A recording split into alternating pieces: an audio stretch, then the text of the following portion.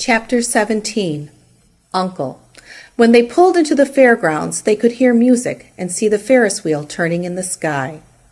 They could smell the dust of the racetrack where the sprinkling cart had moistened it, and they could smell hamburgers frying and see balloons aloft. They could hear sheep blatting in their pens. An enormous voice over the loudspeaker said, "Attention, please! Will the owner of a Pontiac car, license number H2439, please move your car away from the fireworks shed?" "Can I have some money?" asked Fern. "Can I too?" asked Avery. "I'm going to win a doll by spinning a wheel, and it will stop at the right number," said Fern.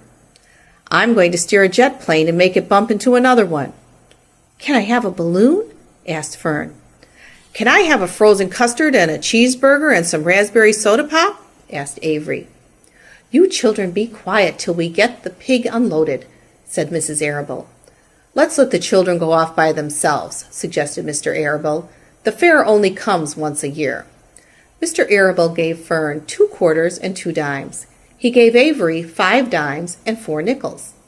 "Now run along," he said, "and remember, the money has to last all day.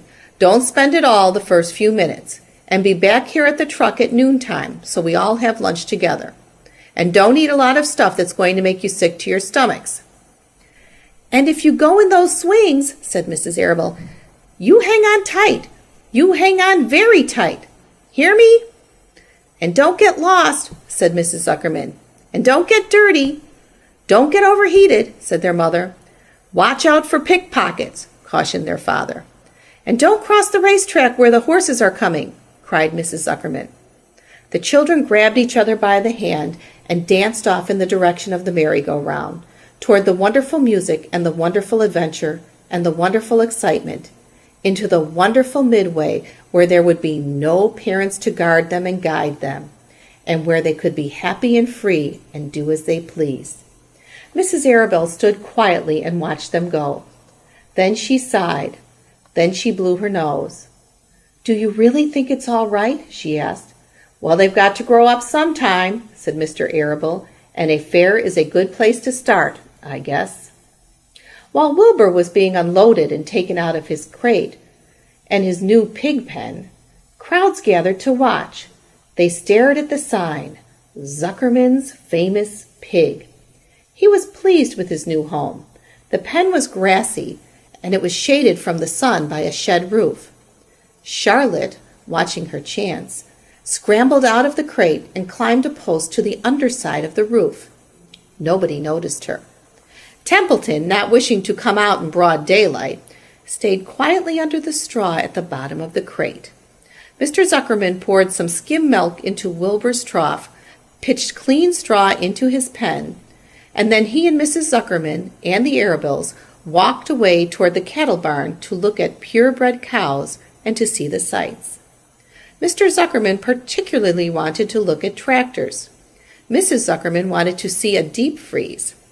Lurvy wandered off by himself, hoping to meet friends and have some fun on the midway. As soon as the people were gone, Charlotte spoke to Wilbur. "It's a good thing you can't see what I see," she said. "What do you see?" asked Wilbur. "There's a pig in the next pen, and he's enormous. I'm afraid he's much bigger than you are." "Maybe he's older than I am, and he has had more time to grow," suggested Wilbur. Tears began to come to his eyes. "I'll drop down and take a closer look," Charlotte said. Then she crawled along a beam till she was directly over the next pen. She let herself down on a drag line until she hung in the air just in front of the big pig's snout. "May I have your name?" she asked politely. The pig stared at her. "No name," he said in a big hearty voice. "Just call me Uncle." "Very well, Uncle," replied Charlotte. "What is the date of your birth? Are you a spring pig?" "Sure, I'm a spring pig," replied Uncle. "What did you think I was, a spring chicken? Haw, haw. That's a good one. Eh, sister?" "Mildly funny," said Charlotte. "I've heard funnier ones, though. Glad to have met you, and now I must be going." She ascended slowly and returned to Wilbur's pen. "He claims he's a spring pig," reported Charlotte, "and perhaps he is. One thing is certain. He has a most unattractive personality. He is too familiar, too noisy, and he cracks weak jokes.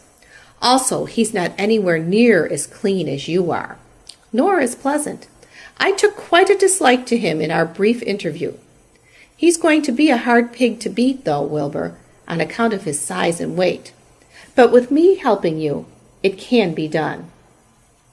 "When are you going to spin a web?" asked Wilbur. "This afternoon, late, if I'm not too tired," said Charlotte. "The least thing tires me these days. I don't seem to have the energy I once had. My age, I guess." Wilbur looked at his friend. She looked rather swollen and seemed listless. "I'm awfully sorry to hear that you're feeling poorly, Charlotte," he said. "Perhaps if you spin a web and catch a couple of flies, you'll feel better." "Perhaps," she said wearily, "but I feel like the end of a long day." Clinging upside down to the ceiling, she settled down for a nap, leaving Wilbur very much worried. All morning, people wandered past Wilbur's pen.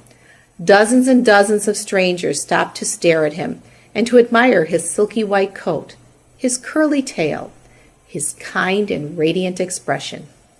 Then they would move on to the next pen where the bigger pig lay. Wilbur heard several people make favorable remarks about Uncle's great size.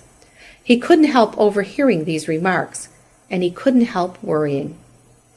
And now, with Charlotte not feeling well, he thought, "Oh dear."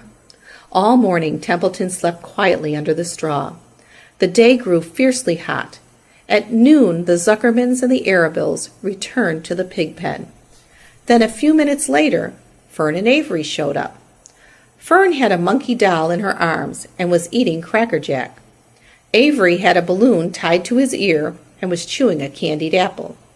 The children were hot and dirty. "Isn't it hot?" said Mrs. Zuckerman.